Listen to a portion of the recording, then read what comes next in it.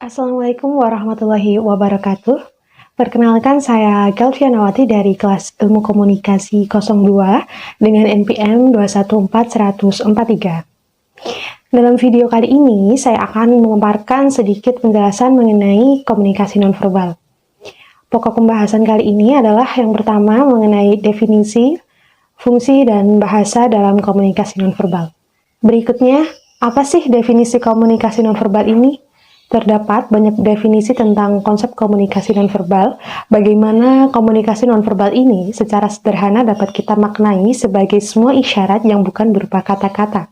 Kemudian, komunikasi nonverbal adalah kumpulan perilaku yang digunakan untuk menyampaikan arti yang simbolnya sulit ditafsirkan dan juga lebih kaya makna.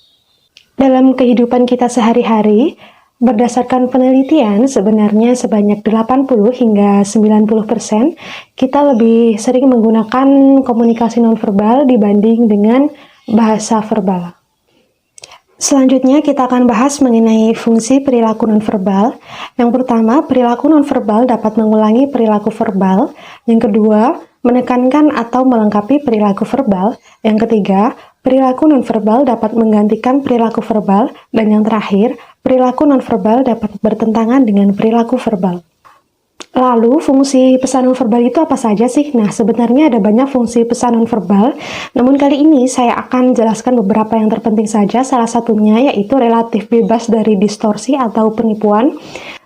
Contohnya, ketika seseorang yang bicara jika dia baik-baik saja, tetapi ekspresi wajahnya tidak menunjukkan bahwa dia baik-baik saja, maka kita akan lebih percaya bahasa nonverbalnya begitu. Kemudian, pesan nonverbal ini merupakan sarana sugesti yang tepat, teman-teman. Sehingga, kenapa pada iklan, pada poster, itu menggunakan gambar, menggunakan warna, atau font yang meriah, itu merupakan bagian dari kemampuan nonverbal untuk mengsugesti audiens atau komunikannya. Selanjutnya, bahasa nonverbal itu ada 3. Yang pertama, bahasa tanda, jadi simbol, gerak-gerik yang kita lakukan oleh tubuh kita atau yang biasa dilakukan oleh penyandang bisu tuli. Yang kedua, bahasa tindakan, bagaimana body language kita, action kita, cara berjalan, dan cara berdiri. Yang ketiga, bahasa objek. Ini sangat luas, bisa lukisan, ukuran ruangan juga bisa menentukan komunikasi nonverbal.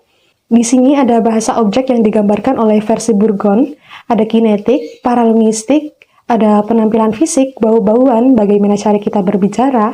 Penampilan fisik kita itu menggambarkan sifat yang seperti apa, gaya pakaian, diam pun juga termasuk dalam bahasa nonverbal. Kemudian waktu pun juga bisa dikatakan bahasa nonverbal, kenapa orang ini suka datang terlambat, kenapa dia suka tepat waktu, begitu ya. Kemudian bangunan, kenapa ada bentuk joglo, kenapa kalau kita ke Padang ada rumah gadang, itu semua termasuk dalam bagian artefak dan objek kebendaan terkait dengan komunikasi nonverbal. Yang terakhir, saya menambahkan kutipan dari Tony Robbins, yaitu kualitas hidup Anda adalah kualitas komunikasi Anda. Sekian dari saya, terima kasih. Wassalamualaikum warahmatullahi wabarakatuh.